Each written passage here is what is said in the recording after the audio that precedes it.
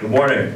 I'm going to be very brief because I don't want to get in the way of the students. And there's a brother over there, and I have one rule. I'm happy to speak, but I'm not going to speak after him. And you'll find out why later. He's just too good. Fun fact, this was American University Law School when I attended law school. In this room was my constitutional law class, which is where I kind of met my wife. And so I paid more attention to her than I did to this class. And it was not my shining moment in education. But I grew up in DC. I am a lawyer, I'm a council member, but I'm also the only college graduate in my family, which means that in a family that's been here for 5 generations, my life here is vastly, vastly different than anybody else's in my family, including my brother and my father. And the difference is not because of talent, the difference is just because of educational opportunity. I'm now a father of a 2-year-old little girl, and soon to be father again of a little girl who will be born in March. And my little girl to be, as you might imagine, are the absolute most important things in my life, more important than my own life. And as a brand new entrant into the middle class, my little girl will have every single opportunity that she could possibly have. And in that, she will have more opportunities than many kids in our city.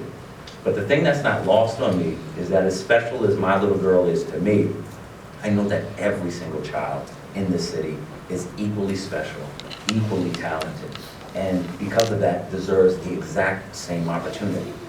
So the differences between my life here and my family's life here is one that I recognize in the difference between the opportunities my daughter will have because she has 2 lawyers as a parent, 2 parents who are lawyers, and the opportunities for so many of our other kids. And we know that we have to keep pushing our education system here in the city to ensure that there is not a difference in opportunity based on the income of parents or based on the neighborhood where kids grow up. But the reality is that there are so many people with an interest in our schools, but not everyone with an interest in our schools has an interest in our students. And we have to recognize that. And I think that also means that we have to listen to the voices of our teachers, particularly those who have the passion to stick it out year after year after year. There's a reason many of us are not teachers. We don't have what it takes. I don't have what it takes. I know that for a fact. I've guest taught like 2 classes. That was too many for me. But I really am always inspired by teachers who push their kids like they are their own kids. Because when I was failing in school, which I was for a long time, there were a couple teachers who insisted that I was more than the reputation that I had made for myself. And so I know the importance of good teachers. I know what opportunities good teachers can give to our kids. So when Scott told me that he was going to leave teaching, which many of us know he loves to do this, I knew that it was an important mission. And as a member of the Education Committee, I also know that too often we don't listen to the voices of our teachers, the folks who really are on the front lines of the battle, not just in education, but in poverty, the front lines of opportunity for our kids. And if we're not listening to our teachers and we get too lost in the data and the policy, especially from folks like me who don't work in the classroom, sometimes we miss the mark, no matter how well-intended we are. So having the voice of EmpowerEd, really seeing it quickly become a leading voice in our city, in the education world, has really been inspiring to me. So I'm grateful for the work that you do. I apologize I can't stay longer. I actually had a commitment already. I still knock on doors, even though I'm not running for office anymore, to stay close to the people who put me into office.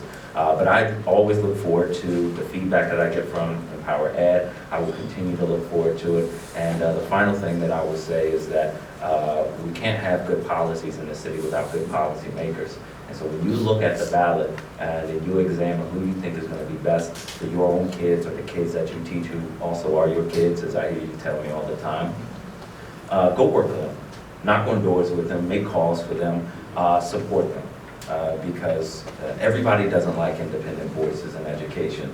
And I believe the most important thing is not that we agree on everything, but that we have people with true integrity in public office. So if you see people with true integrity, like Ruth Wattenberg right there, who is the smartest person on the Board of Education, help them out, support them, because I really think that we have organizations like EmpowerEd and people in the council and the school board who are focused squarely on our kids. we can do what many people think is impossible right now in our schools, especially for the kids being left behind. So thank you again for letting me join you briefly this morning for everything that you all do.